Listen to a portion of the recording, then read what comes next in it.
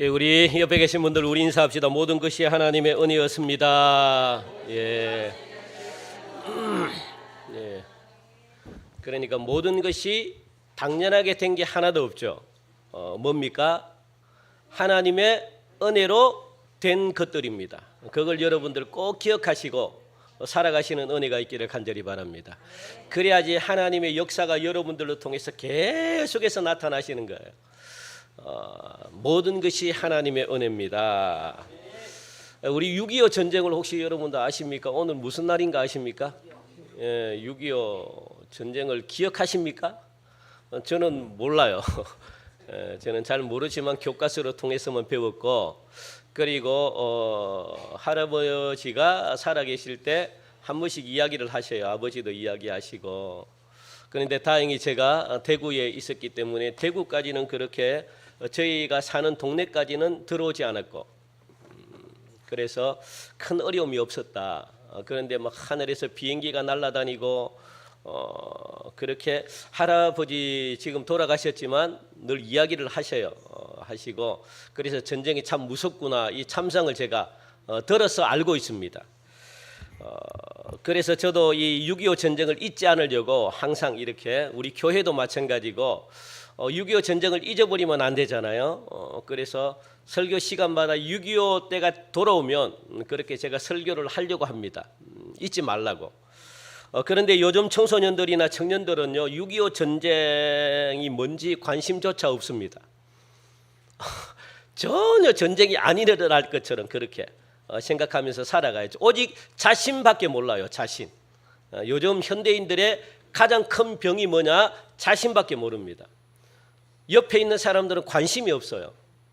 내 하나 챙기기도 버거운 이 세상에 옆에 신경 쓴다는 것 자체는요, 특히 나라를 사랑하는 마음은 전혀 없습니다. 오직 자기 자신, 내 가정, 내 자녀, 오로지 나에게 묶여 있어요. 나에게. 여러분도 나에게서 풀어지지 않으면, 나에게서 묶여 있으면 하나님의 큰 뜻을 갖다가 이룰 수가 없습니다. 영적인 어떤 세계의 깊이를 들어갈 수가 없어요. 나라는 이 자신에 묶여 있으면. 그래서 여러분 자아를 날마다 십자가에 부인해야만 하나님의 놀라운, 하나님을 제대로 만날 수가 있거든요. 그래서 자꾸만 우리는 내 자아에 갇혀 있습니다. 더군다나 젊은이들은 더 그렇죠, 그죠? 청소년들이나 청년들은. 그래서 6.25 전쟁이 점점 사람들 기억 속에서 잊혀져 가고 있다는 것이 저는 너무 안타깝죠. 누누이 말씀을 드립니다. 역사를 잊은 민족에게는 무엇이 없대요? 희망이 있을 수가 없습니다. 역사를 잊으면 그 나라가 든든히 세워지기가 쉽지 않아요. 기초가 세우는데 역사가 얼마나 큰 비중을 차지하는지 모릅니다. 한 나라가 든든히 세워지기 위해서는 역사적인 모든 과정들을 잘 기억하고 알아야 되고, 역사의 실패한 과정을 다시는 되풀이하지 않도록 역사의 고통이 있잖아요. 우리 역사적인 고통. 이 고통을 통해서 역사를 기억하고 바르게 알아야만 두 번 다시는 그런 아픔을 겪지 않기 때문에, 그래서 반드시 무엇을 알아야 됩니까? 역사를 기억하고 역사를 바르게 알아야 되는 게 너무너무 중요합니다. 그래서 유대인들이 있잖아요. 이스라엘 민족. 지금 이스라엘 민족이 그래서 무서운 거예요. 왜? 그들은 역사를 한 번도 잊은 적이 없습니다. 그래서 절기 때마다 그들이 하는 게 뭡니까? 그 절기를 기억하고 실제로 그 절기대로 삶을 살아요. 그래서 이스라엘 민족은 무서운 민족입니다. 전 세계에 이스라엘을 무너뜨릴 나라는 없어요. 미국도 못 무너뜨립니다. 이스라엘은요, 하나님의 그 강력한 지켜주심이 우리와 함께한다는 사실을 기억하기 때문에 두 번 다시는 몇천 년 동안 떠돌이 생활을 하지 말자. 이게 이스라엘 민족 속에, 이 사람들 의식 속에 들어가 있기 때문에. 그래서 전 세계의 경제를 누가 다 잡고 있습니까? 유대인들이 다 잡고 있어요. 미국을 흔드는 민족이 누굽니까? 유대인들입니다. 전 세계의 돈놀이는 유대인들이 다 쥐고 있어요. 그래서 유대인들은 못 건드립니다. 미국도 유대인들을 함부로 할 수가 없습니다. 그만큼 무서운 민족이 됐거든요. 왜? 역사를 잊으면 안 돼요. 그래서 하나님은요, 유대인들에게 누누이 이야기하잖아요. 기억하라, 기억하라, 기억하라, 기억하라. 여러분들 하나님의 은혜를 기억하셔야 돼요. 지금까지 여러분들이 지켜준 가정, 어떻게 여러분 가정을 하나님이 지켜주셨는지 그걸 여러분들이 기억하셔야 됩니다. 잊어버리면 안 됩니다. 그렇기 때문에 여러분들 반드시 기억하셔야 돼요. 그런데 요즘 역사책을 보면은 사실 왜곡된 부분들이 너무너무 많아요. 여러분들 역사책을 보면 그래서 저는요, 교육부, 옛날부터 저는 막 이 교육부에 대한 이 불만이 굉장히 많은 사람입니다. 교육부가 제대로 이 아이들에 대해서, 이 역사에 대해서 가르쳐 주지 않아요. 그리고 요즘은 역사책을 보면은 그렇게 깊이 있게 다루지 않습니다. 그래서 자꾸만 이 역사적인 기록들을 자꾸 축소를 해요. 그러다 보니까 몰라요, 아이들이 역사에 대해서. 저보다 훨씬 모릅니다. 저는 그래도 역사에 대해서 많이 알거든요.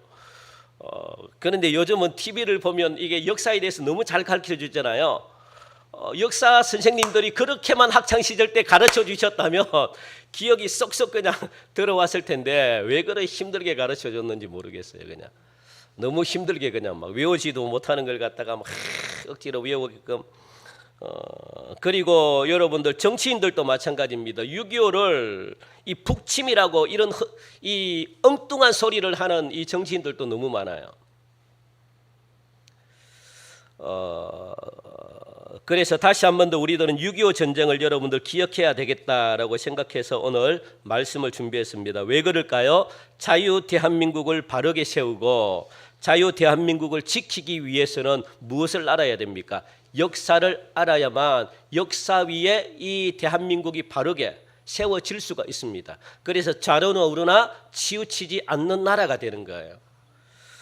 사실 전쟁은 영화의 한 장면으로 볼 때는 흥미롭고 굉장히 로맨틱하잖아요. 우리가 보면은 막 전쟁 괜찮네, 벌어져도 괜찮네, 너무 재밌으니까 그렇게 생각하는데, 그런데 실제로 전쟁을 겪으셨던 우리 어르신들 이 중에 계시죠?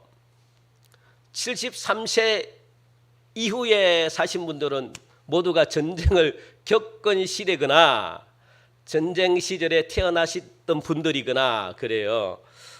그렇기 때문에 아직도 이 전쟁을 겪었던 어르신들은 지금도 가슴속에 지울 수 없는 그런 비참하고 몸부림치는 기억으로, 아픔으로, 고통으로 자리를 잡고 있는 거죠. 이제 어느덧 이 6.25가 73년이나 지났습니다. 그래서 73세 이후에 태어나신 어르신들은 전쟁을 들었거나 봤거나 아니면은 전쟁을 겪었거나 그러한 시대에 살아가고 있고, 그 전에 태어나신 분들은 전쟁에 대해서 겪어보지 못한 시대입니다. 1950년 6월 25일 우리 민족사에 참혹한 날이 바로 6.25 전쟁이죠. 그날 새벽 미명 이 소련 공산당의 지원, 이 소련이 문제입니다.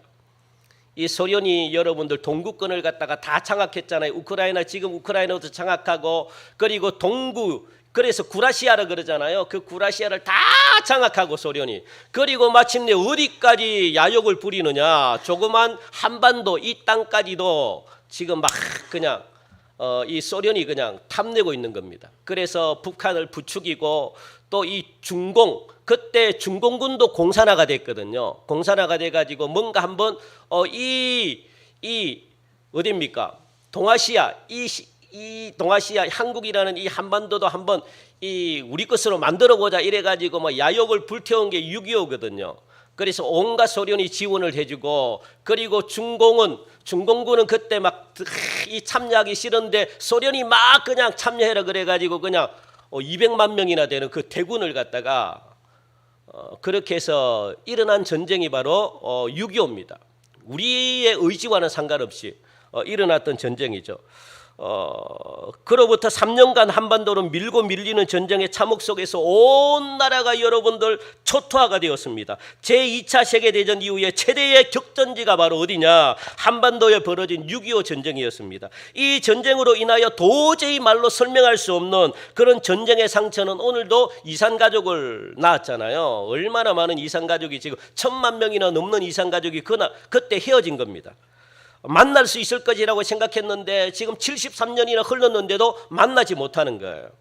그 당시 전쟁의 피해 현황은요, 우리가 살펴보면 처참하다 넘어서가지고 생지옥과 같은 그런 전쟁 피해 상황을 입었습니다. 우리 한번 볼까요? 얼마나 큰 이 피해를 당했는지. 우리 6.25 전쟁 피해 현황을 보면 첫 번째 인명피해입니다. 인명피해 총합해가 250만 명이나 되는 사람들이 죽거나 사망했습니다. 우리 한국군과 유엔군이 77만 명이 죽었고 중공군과 북한군이 200만 명, 어마어마하죠. 그리고 피난민이 320만 명, 미망인이 30여만 명, 전쟁 고아가 10만 명, 이산가족이 1,000만 명이나 되는 그런 아픔을 낳은 전쟁이 바로 6.25 전쟁입니다. 이와 같은 전쟁은 앞으로도 있을 수가 없습니다.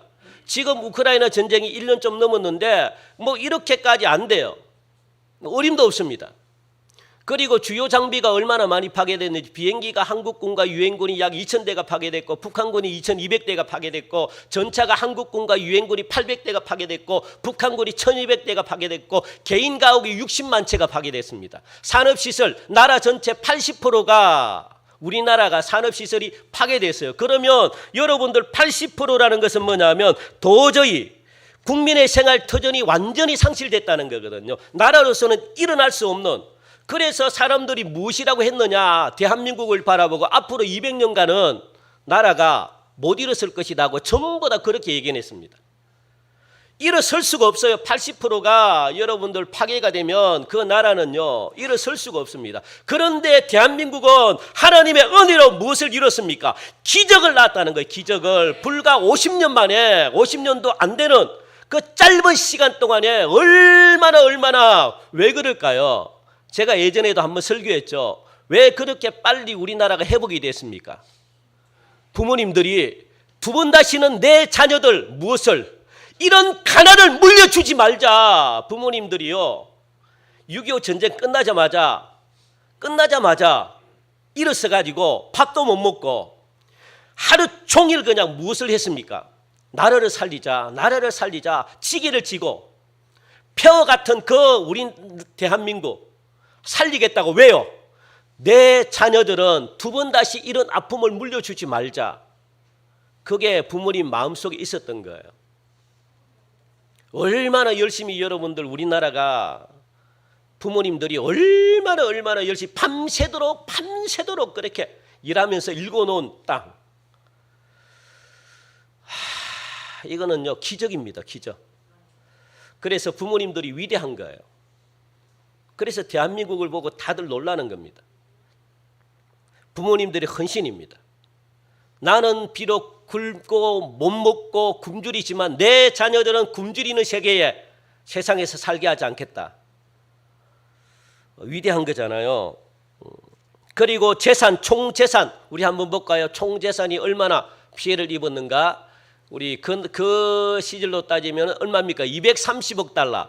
얼마입니까? 한 3, 40조 정도가 되나요?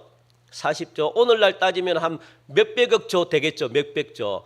우리나라 1년 예산이 여러분들 얼마인지 아십니까? 지금 올해 1년 재정이 600조, 700조 정도가 돼요. 그러니까 우리나라 1년 예산치가 파괴가 된 거예요. 이거는 완전히 일어설 수가 없어요. 뭘 해볼 수가 없는 겁니다. 어마어마한 피해를 입은 거죠. 그러므로 73년 전에 일어났던 이런 전쟁, 특히 같은 동족끼리 서로가 그냥 막 자멸하는 이런 전쟁은요 두 번 다시 일어나서는 안 되는 전쟁이에요. 너무 아픈 전쟁이죠. 만일 이런 무서운 역사적인 아픔을 통해 가지고 우리들이 교훈을 배우지 못한다면 우리 민족에게는 미래가 없습니다. 얼마나 처참한 대가를 우리가 지불했습니까? 그리고 정신 차려서 이제는요 하나님이 주신 은혜로 강대국, 그리고 또 군사력 세계 6위 우리 한번 볼까요? 우리 화면 봅시다. 보입니까?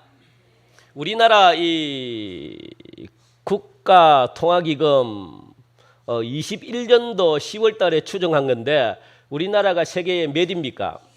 10입니다. 10위. 지금은 좀 올라섰는지 모르겠지만 그 밑으로는 막 쟁쟁한 나라들이 굉장히 많죠. 그리고 또 군사력은요. 한번 볼까요? 군사력은 우리나라가 얼마나 군사력은 지금 2023년도 몇입니까? 6위의 강국입니다. 그러니까 미국, 러시아, 중국 이거는 뭐 세 나라는 우리가 이길 수 없을 것 같고 인도도 뭐 인구 1위니까 15 중국을 넘었습니다. 인도가 세계 인구가 1위입니다. 그리고 영국 다음에 바로 대한민국이에요. 얼마나 우리 군사력이 막강합니까? 그리고 우리나라를 깔볼 수가 없죠. 전 세계가. 일본도 안 되죠. 북한은 더더욱다는 안 되고 북한은 우리나라를 이길 수가 없습니다. 핵을 빼면은 핵도 할 수도 없죠. 그러니까 막강한 군사력을 지금 우리나라가 가지고 있다는 겁니다. 이것은 뭡니까? 전적인 하나님의 은혜입니다. 하나님이 이처럼 우리나라를 이 세계에 하나님이 복음 전하는 나라로 우리 대한민국을 들어서 사용하시려고 지금 하나님이 준비하시는 거거든요. 그래서 여러분 한반도는요 나중에 평화통일이 될 수밖에 없습니다. 왜냐하면 하나님의 비전은 이미 무엇을 전 세계로 향해 가지고 마지막 이 시대에 누구를 들었을까요? 대한민국을 들었습니다. 무엇을 통해서? 복음 전하는 마지막 나라로 한국을 하나님이 이미 선택했기 때문에 그래서 하나님은 이 통일이라는 이걸 통해 가지고 전 세계적으로 마지막에 대한민국을 통해서 복음을 전하게 해요. 그러면 세상은 끝납니다. 이게 하나님의 놀라운 계획이라고요. 그래서 저와 여러분들은요 준비를 하셔야 됩니다. 이 마지막 이 시대에 하나님이 우리 교회로 통해서 그리고 대한민국에 있는 이 한국 교회로 통해서 하나님이 새 일을 계획하고 계신데 그 계획에 발맞춰 가지고 저와 여러분들이 준비를 해야 될까요? 안 해야 될까요? 해야 됩니다. 하나님이 그래서 대한민국을 지금 전 세계에 들어 세워놓고 있는 거거든요. 이거는 하나님의 전적인 은혜입니다. 오늘 본문의 배경이 되는 이 이스라엘의 남유다는 기원전 586년에 바벨론에 의해 가지고 멸망을 당했습니다. 멸망 때의 모습은 하나님이 경고하신 것처럼 엄청난 처참한 모습이었어요. 남유다를 점령한 바벨론은 당시 이 마지막 왕이었던 이 시드기야의 목전에서 그의 아들들을 비참하게 죽입니다. 왕이 보는 앞에서. 그리고 이 처참한 모습을 보았던 이 시드기야 왕도 그 자리에서 무엇이 눈이 뽑히는 그리고 눈이 뽑히는 처참한 이 아픔을 당하고 또 쇠사슬로 결박돼 가지고 도살장에 끌려가는 이 막 소처럼 그리고 개처럼 그렇게 이 시드기야 왕이 끌려가요. 두 눈이 뽑힌 채 바벨론 포로로 끌려갑니다. 그리고 죽는 날까지 감옥에 가둬지게 돼요. 얼마나 처참합니까? 더욱 비참한 것은 뭐냐? 바벨론 군사들이 부모들이 보는 앞에서 어린 자녀들을 돌에다가 마구 그냥 쳐서 죽여버리고 그리고 나무에 그냥 패등기 쳐서 죽여버리고 이런 일들을 갖다가 부모님이 보는 앞에서 저질렀다는 겁니다. 부모님의 심정은 얼마나 아프겠어요. 그러니까 이 이스라엘 백성들 남유다 백성들을 이 바벨론은요 짐승보다 더 못하게 취급을 한 겁니다.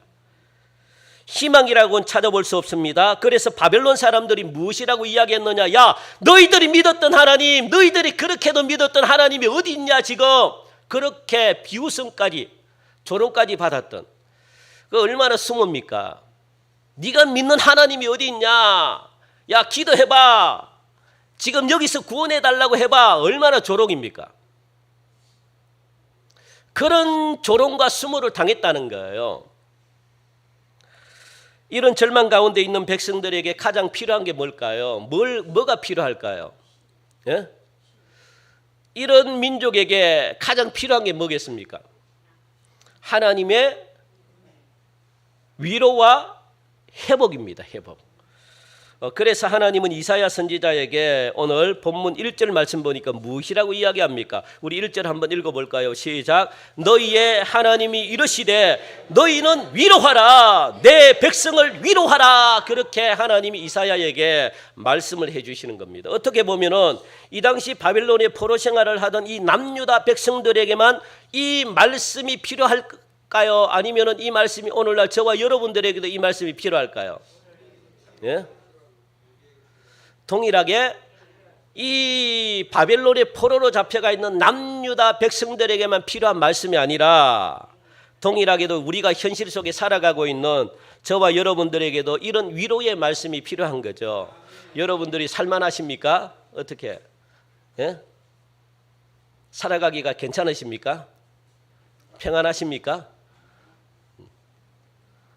우리 옆에 있는 분들을 좀 물으면 민망하겠죠. 그래서 여러분 자신에게 한번 따라합시다. 평안합니까? 물어보세요. 평안합니까? 내가 평안하니. 뭐라고 대답해요? 아이고 주여. 할렐루야. 우리 집사님은 평안하대요. 할렐루야. 이쪽에 대답해봐요. 이쪽에 평안하십니까?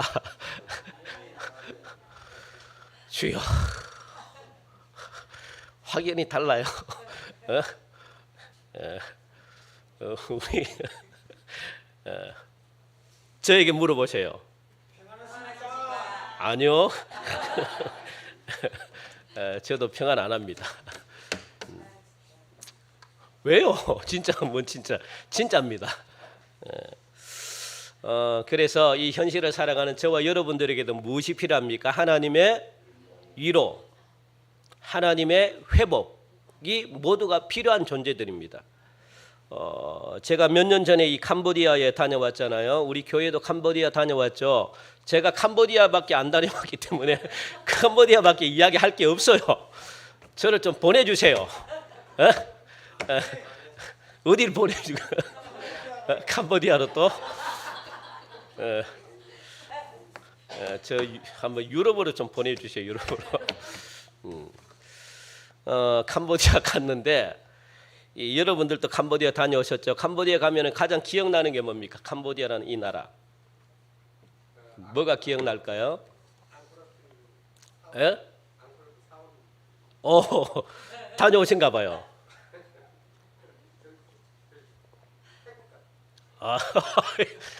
태국도 사원이죠 뭐. 앙코르와트 그것도 기억나고 또 이 킬링필드 2기라고 있어요. 킬링필드 이게 베트남하고 그리고 또 2기는 캄보디아.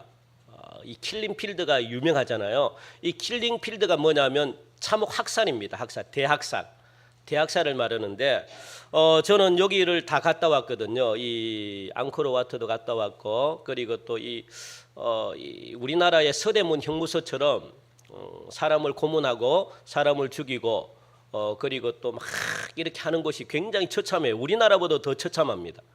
굉장히 무식하게 그 당시 여러분들 독재자 폴포트 있잖아요. 1975년에서 1978년 3년 동안에 이 폴포트 독재자가 몇 명을 죽였느냐? 200만 명을 죽였습니다. 그 당시 인구가 700만 명입니다. 700만 명의 3분의 1을 죽여버린 거예요. 아무 이유 없이 죽여버립니다. 자기가 독재하려고. 그래 어떤 사람들을 죽였냐면 무조건 유학 갔다 온 사람은 가장 첫 번째로 다 죽여버려요. 그리고 지식인들 다 죽여버립니다. 안경 썼어요. 다 죽여버립니다. 얼굴에 뭔가 똑똑하다 보이면 다 죽여버려요. 그래 200만 명이나 죽여버렸습니다. 그리고 그 사람들을 어떻게 노예로 또 안 죽이면 노예로 부려가지고 그게 여러분들 200만 명이 어마어마한 숫자입니다. 인구 3분의 1을 갖다가 죽여버린 거예요. 그래서 지금도 회생이 불가능해요. 캄보디아 가면은. 왜? 지식인들을 다 죽여버렸기 때문에. 그래서 제가 간 그때도 은행이 별로 없어요. 돈 가치를 모르기 때문에. 그러니까 그들은 경제적으로 자립할래야 할 수가 없어요. 지금은 은행이 좀 생기기 시작했고 돈을 모아야 되겠다는 개념이 좀 들어왔어요. 아직도 캄보디아가 일어서려 그러면요 멀었습니다. 왜? 지식인들을 다 죽여버렸으니까 지식인들이 아무도 없으니까 못 배워요. 그리고 그 자녀들이 나중에 지식인이 돼가지고 반란을 일으킬까 봐 자녀들까지도 대를 끊어버렸습니다. 자녀들을 어떻게 죽였느냐? 총알바지도, 이 총알도 아까워가지고 제가 이야기했잖아요. 이거 한번 봅시다. 그림에 어떻게 해요? 저 그대로 아기들을 갖다가 나무에 그냥 패댕기 쳐서 죽여버리는 거예요. 그리고 막 이 돌로 찍어서 막 죽여버리고, 이렇게 아이들을 이 대를 끊어버려요. 그 가문을 끊어버립니다. 그러니까 200만 명이 죽어버리는 거죠. 그래서 밤마다 캄보디아에 가면은 여러분 한 가지, 왜 밤새도록 음악을 틀어놔요? 왜 음악을 틀어날까? 굉장히 기분이 나빠요. 음악 소리를 들으면. 새벽인데도 계속 음악 소리를 틀어놔요. 자기는 전통이래. 그런데 폴포트가 밤에도 200만 명을 죽여야 되니까 얼마나 죽이는데 이 혈안이 돼 있겠습니까? 그래서 밤에도 사람을 죽이니까 곡소리가 나잖아요. 그래서 어떻게 정부가 그 음악을 크게 틀었대요. 그래서 그 소리가 못 들리도록. 그런데 그게 전통이 돼가지고 지금까지도 밤만 되면 음악을 틀어요. 그 음악이 기분 나쁩니다. 그 에이야와야 뭐 이런 음악 있잖아요. 이거 막 동네마다 틀어놔요. 아우, 우리가 잠을 자야 되는데 아우, 이 막 가게마다 막 그런 음악을 다 틀어가지고 왜 음악을 틀어놔요? 그러니까 그런 이야기를 해주는 거야. 그래야지 옆에 있는 사람들이 못 듣기 때문에 죽이는 걸.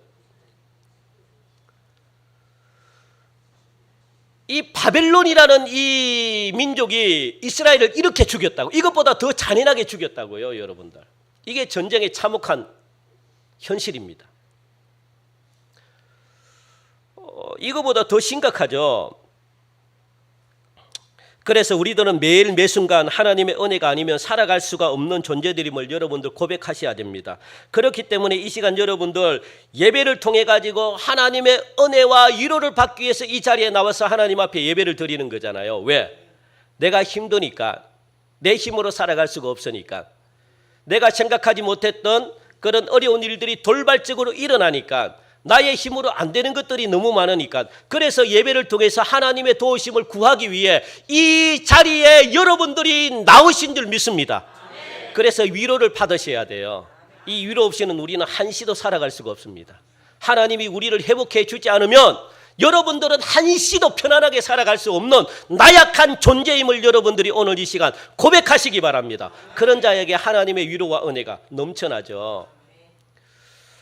그래서 여러분들 이 자리에 나왔거든요. 그래서 옆에 계신 분들 잘 나왔습니다. 그렇게 한번 해주세요. 여러분들 잘 나왔습니다. 와, 잘 나왔습니다. 예, 산으로 들러 나가지 않고 이 자리에 잘 나왔습니다.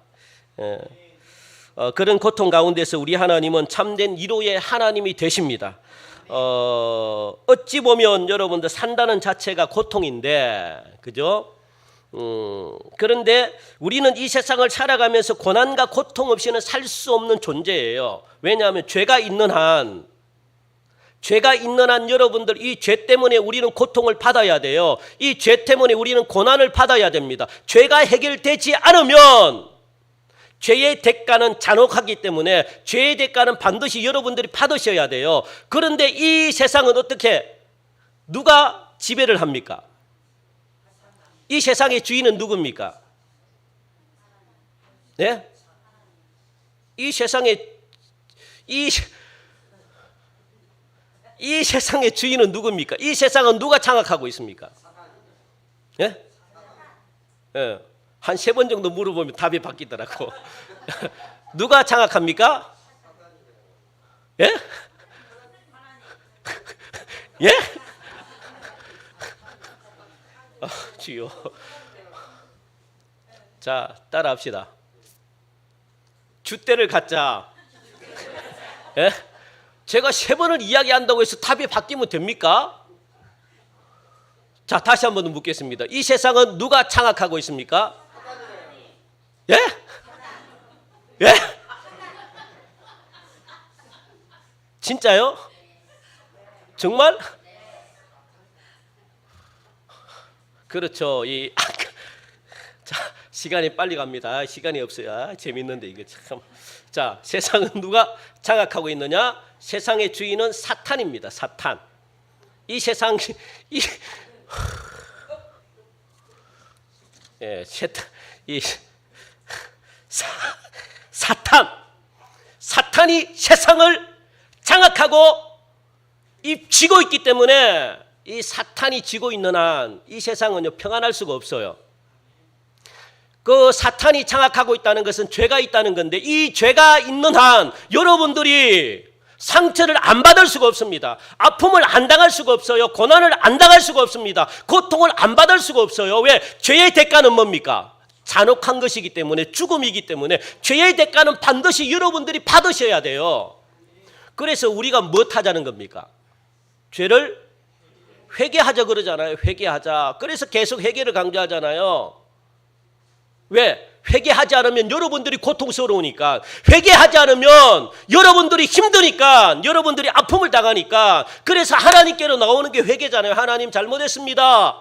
왜? 고통이 심하니까. 지금 이스라엘 백성들이 그런 상태입니다. 이사야가 39장까지 어떤 말씀을 하셨느냐? 하나님께로 나와라, 죄악된 백성들아, 하나님 앞에 나와서 회개하라. 안 그러면 너희도 심판받는다, 멸망한다, 어려움을 당할 것이다, 고통스럽게 너희들 고통을 당할 것이다 라고 39장까지 이사야가 그렇게 이야기했다고요. 39장까지. 그런데도 불구하고 40장에 보니까 여러분들, 그래서 그런 고통 가운데서 우리 하나님은 참된 위로의 하나님이 되십니다. 그래서 1절 보니까 우리 1절 다시 한 번 더 읽읍시다. 시작. 너희의 하나님이 이르시되 너희는 위로하라, 내 백성을 위로하라. 사실 여러분들, 위로한다는 것은 이전에 어떤 무엇이 있었다는 거예요. 위로한다는 것이 이전에 어떤 게 있었다는 겁니까? 책망과 야단이 있었다는 거거든요. 그러니까 이사야가 아까 제가 이야기했다시피 39장까지는 엄청나게 책망했습니다. 왜? 죄 때문에, 우상 숭배 때문에, 하나님께로 안 돌아오니까, 하나님을 의지하지 않으니까, 온갖 죄를 다 지으니까 얼마나 책망했는지 모릅니다. 그래서 심판에 대해서 선언을 했어요. 여기서 심판이 있기 전에 무엇이 먼저입니까? 그러면 죄에 대한 회개의 기회를 지금 하나님이 주시고자 하는 거거든요.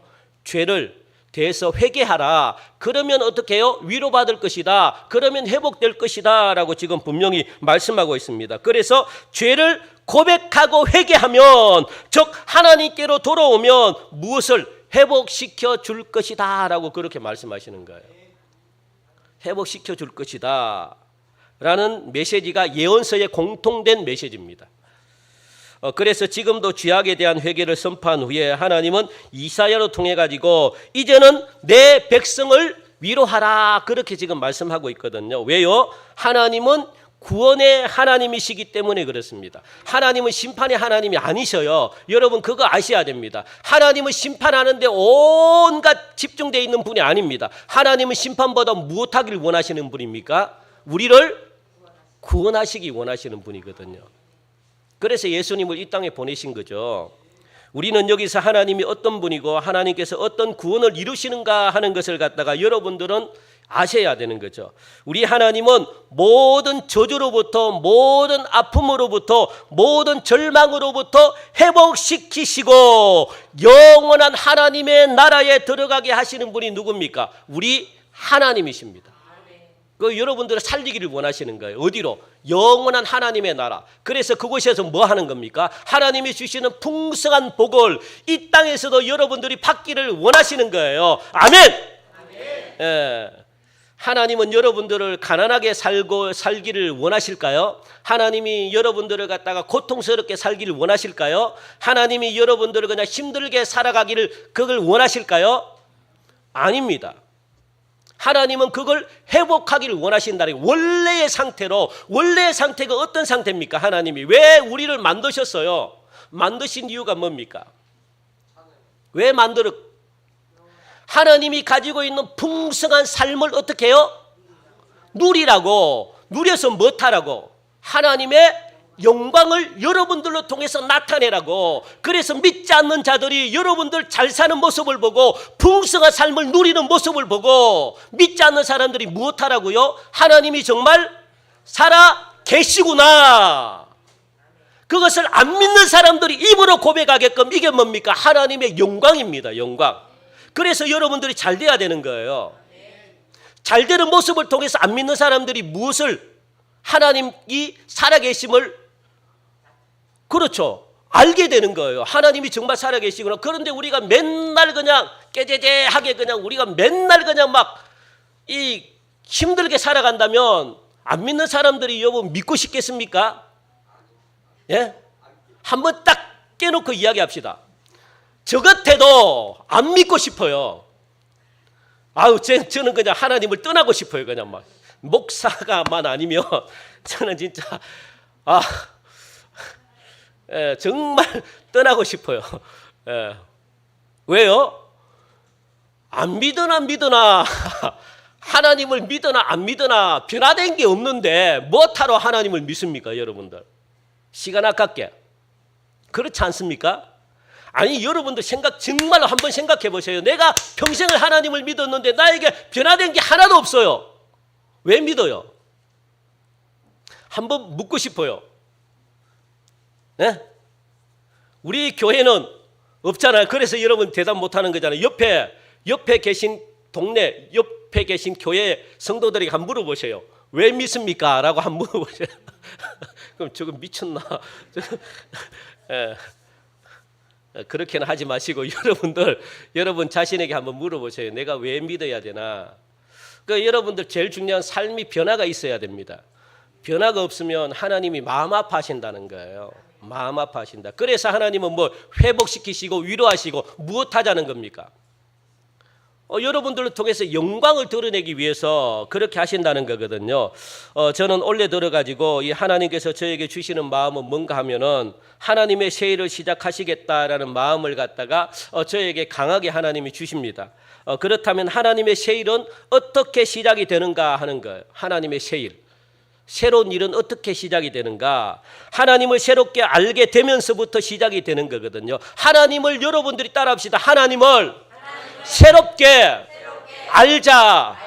여러분도 이전에 하나님을 어떻게 알았는지는 모르겠지만 이제 이전에 알았던 하나님 말고 하나님은 여러분들에게 새롭게 하나님이 알기를 원하십니다. 새롭게. 그래야만 새로운 일을 할 수가 있거든요. 그 이전에는 하나님을 그냥 막연하게 지식으로 설교만으로 하나님을 알았다면 하나님은 그걸 원치 않아요. 그게 새로운 하나님이 아닙니다. 새롭게 하나님을 안다는 것은 여러분들 굉장히 중요한데, 그러니까 예전에 알았던 하나님이 아니라 하나님을 새롭게 깨닫고 하나님을 새롭게 만나게 되고, 하나님이 이런 분이었어. 마치 그냥 미처 몰랐는데 지식적으로 모른다는 게 아니에요. 지식적으로는 여러분들 너무나 잘 알아요. 새롭게 안다는 것은 그걸 이야기하는 게 아닙니다. 내가 경험하지 못했던 하나님을 성령께서 어떻게 해요? 경험하게 하셨다는 거예요. 그 하나님을 우리는 만나야 되고 알아야 되는 건데, 이게 바로 하나님을 새롭게 알게 된다는 건데, 이렇게 하나님에 대한 새로운 지식이 우리들에게 일어나야 되는데, 그러면 새로운 지식이 우리에게 일어나면 뭔가 반응들이 나타나거든요. 그것이 바로 새로운 일이라는 거예요. 새로운 일. 이해가 되시겠습니까? 그래서 하나님은 항상 이 새로운 일을 시작할 때 우리에게 무엇을 말씀하시나? 새로운 계시로부터 시작이 되거든요. 이 새로운 계시라는 것은 성경에 없는 이야기를 막 지어서 내는 게 계시가 아니라 이미 이전에도 말씀을 하고 있었지만, 예를 들어 이거예요. 하나님은 사랑이시다. 이전에는 우리가 알고 있었잖아요. 그런데 이 사랑이시다라는 이 말씀은 그냥 이전에는 지식으로만 들려왔어요. 그러다 보니까 하나님은 이게 내 마음속에 강하게 역사를 하지 않았습니다. 그런데 어느 순간부터 이미 알고 있는 말씀인데 올려 들어가지고 이 말씀이 나에게 계속 그냥 기억나게 만드는 거예요. 나에게 계속 그냥 거북하게 다가오는 겁니다. 이 말씀이 계속 생각나고, 그리고 이 말씀이 나에게 계속 그냥 이 경험이 되어지고, 그리고 성령께서 나에게 말씀하셔가지고 계속 그냥 이 말씀을 통해 깨닫게 해주시는 거예요. 하나님은 사랑이시다, 사랑이시다, 사랑이시다, 사랑이시다. 이 말씀이 뭘까 자꾸만 생각나게 하는 겁니다. 그래서 이걸 갖다가 붙들고 기도하게 만들고, 그리고 이것을 통해 가지고 다시 이 하나님의 사랑이 뭘까 자꾸만 하나님께 물어보게 되고, 이게 뭡니까? 경험하게 되는 거거든요. 이게 새롭게 깨달아지는 거거든요. 그래서 하나님은 사랑이시기 때문에 하나님께 내가 내 지은 죄를 갖다가 다 토해내야 되겠다. 그리고 또 하나님은 사랑이시기 때문에 내가 이웃을 또 사랑해야 되겠다. 그래서 내 마음이 어떻게 되는 거예요? 감동받아가지고 다른 사람들을 용서해주고 사랑하게 되고 이렇게 행동으로 나타나게 되는 겁니다. 이게 뭡니까? 새롭게 되는 거예요. 새롭게. 하나님을 새롭게 만나는 겁니다. 그러면 이것이 무엇으로 반응이 막 나타난다는 거예요. 이렇게 하나님을 새롭게 만났을 때 우리에게 무슨 반응을 나타내느냐? 하나님이 저와 여러분들에게 무엇을 줍니까? 새로운 하나님의 일을 여러분들에게 가르쳐줘요. 이렇게 해라. 내가 너를 통해서 이렇게 하기를 원한다. 이걸 갖다가 여러분들이 알게 돼요. 그동안에는 그것을 몰랐는데, 그래서 내가 뭘 해야 되는지 알지 못했는데, 이제 새로운 하나님, 이 새로운 말씀이 나에게 부딪히고 깨달아지고, 그리고 그 말씀대로 내가 순종하려고 하는 은혜가 막 성령께서 막 순종하게끔 만들고, 자꾸만 거룩한 부담을 주고, 그러다 보니까 그동안에는 실천하지 못했는데 자꾸만 행동하게 만드는 겁니다. 왜요? 그걸 통해서 하나님이 여러분들을 회복시키는 거죠. 회복시켜서 무엇 하자는 겁니까? 하나님이 가지고 있는 원래의 일을 여러분들로 통해서 나타내고자 그렇게 하나님께서 말씀하시는 거거든요. 그걸 우리는 새롭게 알게 되었다라고 그렇게 말하는 거죠. 우리 하나님은 여러분들 새롭게 알기를 원합니다. 위로하시는 하나님이십니다. 우리 하나님은 용서하시는 하나님이십니다. 그걸 여러분들이 새롭게 아셔야 돼요. 이것이 바로 선지자 이사야가 우리들에게 첫 번째로 전해주는 하나님의 계시입니다. 우리 하나님은 언제나 위로와 용서가 먼저십니다. 하나님은 심판하려고 막 그냥 맨날 예언서는 그냥 우리가 알고 있던 하나님은 심판하시는 하나님이십니다. 하나님은 막 진노하시는 하나님이십니다. 이걸만 알고 있으면 안 돼요. 하나님을 새롭게 알기를 원하는데 어떤 하나님으로 알아야 돼요? 우리에게 위로와 그리고 회복의 하나님이심을 여러분들이 아셔야 돼요. 또 다른 하나님을 여러분들이 아셔야 됩니다. 그걸 알지 못하면 새로운 일을 할 수가 없어요. 여러분들이 회복이 안 됩니다. 그래서 여기서 여러분들 위로하다라는 말의 뜻은 뭐냐면 하나님이 한숨 쉰다. 따라합시다. 한숨 쉰다. 한숨을 어떻게 쉬어요? 어떨 때 쉽니까? 한숨을 어떨 때 쉽니까? 예? 내가 저 녀석을 갖다가 그냥 막 죽이려고 막 그냥 심판하려고 하는데 그냥 할 수 없이 그냥 뭐 합니까? 용서할 때 아니면은 막 그냥 이 막 답답한데 이 답답해서 뭔가 하나님이 막 채찍질을 하려고 하는데 그냥 아이고 내가 이 녀석아 내가 오늘 또 참는다. 그렇게 그때 한숨을 쉬는 거예요. 그게 뭡니까? 위로한다라는 뜻이거든요. 하나님이 우리를 죽이려고 막 심판하려고 막 이렇게 내리치려고 하는데 하나님이 한숨 쉬는 거예요. 그래 내가 한 번 더 기회를 줄게. 한 번 더 내가 용서해 줄게. 나에게 좀 돌아와. 회개해. 나와 교제해. 하나님이. 그래서 하나님께서 이 나라가 얼마나 불쌍했으면 우리 대한민국이 얼마나 불쌍했으면 여러분들 두 번 다시는 이런 기적이 나타나지 않습니다. 우리 대한민국은 벌써 공산화 벌써부터 됐어야 돼요. 6.25 전쟁으로 끝났어야 돼요. 그런데 하나님은 기적을 일으키십니다. 미국도 떠나버렸죠. 그죠? 그리고 뭐 유엔도요. 하나님의 은혜로 지금 막 전무후무하게 10몇 개국이 참전했잖아요. 그거는요. 전 세계에 없어요.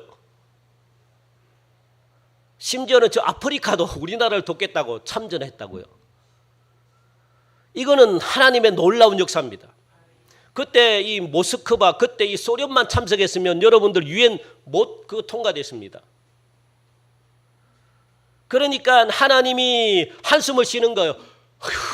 이 나라가 하나님이 이 나라를 어떻게 하려고 했습니까? 이 나라를 하나님이 그냥 멸망시켜 버리려고. 왜냐하면 여러분들 이 해방 때 나라가 엉망이었어요. 그냥 얼마나 나라가 엉망이었습니까? 질서 체계 하나도 없었어요. 온갖 범죄 그냥 막 이 남과 북이 갈라져 가지고 막 서로 좌익이다 우익이다 얼마나 많이 싸우고 사람을 얼마나 많이 죽이고 얼마나 정부가 타락이 됐습니까?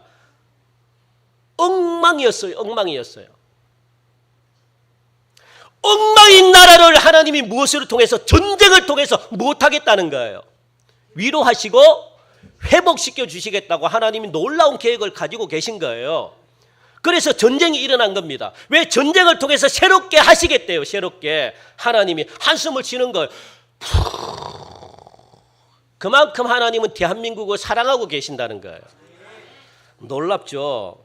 그러면서 돕는 자들을 모으셨다는 거예요. 얼마나 안 됐으면 하나님이 연합국가를 형성해가지고 대신 우리나라 대신 전쟁을 치르게 하셨다는 겁니다.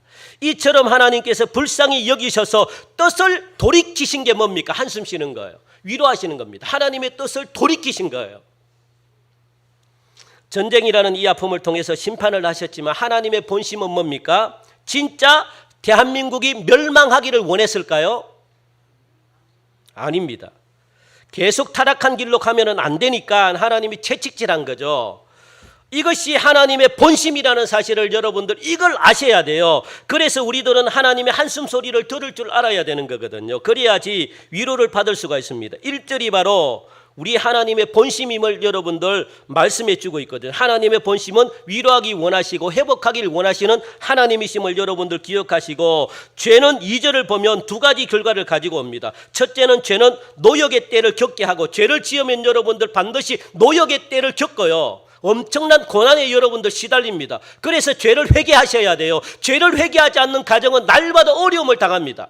그게 죄의 대가이기 때문에, 그래서 죄는 노역의 때를 겪게 하고, 두 번째는 하나님의 진노를 사게 하기 때문에 여러분들이 편안하게 살아갈 수가 없습니다. 죄를 짓고 편안하게 살아갈 수 없고, 죄를 짓고 복을 받을 수 없고, 죄를 짓고 장사가 잘 될 수 없고, 죄를 짓고 여러분 가정이 형통해질 수가 없습니다. 그래 하나님께로 돌아오라 그러는 거예요. 하나님께로 돌아와라. 그래서 이사야 선지자로 통해서 하나님은 두 가지를 말씀하고 계시거든요. 이제는 노역의 때가 끝났다. 그 죄가 사함 받았다. 그러므로 우리 모든 죄의 결과들이 해결되었다라고 하나님이 그렇게 말씀해 주고 있습니다. 여러분들 6.25 전쟁은 다시 한 번 더 대한민국이 우뚝 설 수 있는 발판을 주셨던 기회거든요. 그러니까 너희가 무엇을 받았다는 거예요? 죄 사함을 받았기 때문에 더 이상 하나님 앞에 정죄, 죄책감을 느낄 필요가 없다는 겁니다. 그걸 하나님이 우리에게 주시길 원하시는 거죠. 이미 하나님이 다 용서하셨다라고 말씀하고 있거든요. 그러므로 가장 위험한 것은 뭐냐? 스스로가 내 자신을 정죄하면 안 돼요. 여러분 꼭 기억하시기 바랍니다. 내 자신을 정죄하면 안 돼요. 나는 아직도 죄인이야. 나는 하나님이 사랑하지 않아. 나는 하나님이 나를 갖다가 하나님이 떠날 거야. 나는 이처럼 하나님이 나를 사랑 안 할 거야. 이게 정죄하는 건데, 나는 죄인이야. 막 이렇게 정죄하는 건데, 정죄하면 안 된대요. 왜? 하나님이 이미 죄에 대해서 뭐 하셨대요? 용서하셨다라고 말합니다. 미리 죄가 사함 받았다라고 말합니다. 죄의 결과들이 해결되었다라고 지금 40장에서는 이야기를 하고 있거든요. 그러니까 여러분 스스로가 정죄하면 안 돼요. 그건 마귀가 그렇게 만드는 거거든요. 그래서 계속 하나님께로 못 가게 만드는 거예요. 나는 죄인이기 때문에 나는 할 수 없어. 이거는 굉장히 위험한 겁니다.